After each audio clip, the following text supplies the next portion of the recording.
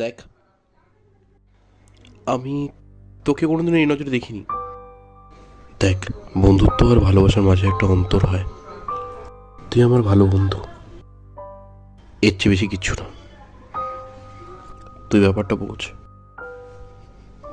বন্ধুত্ব আর ভালোবাসার মাঝে যে অন্তরটা, সেটা আগে বোঝা শেখ। দেখ, আমি তোকে খারাপ লাগানোর জন্য বলছি না কিছু, আমি তোকে খারাপ লাগাতে চাই না, বাট আমি তোকে ভালোবাসি না।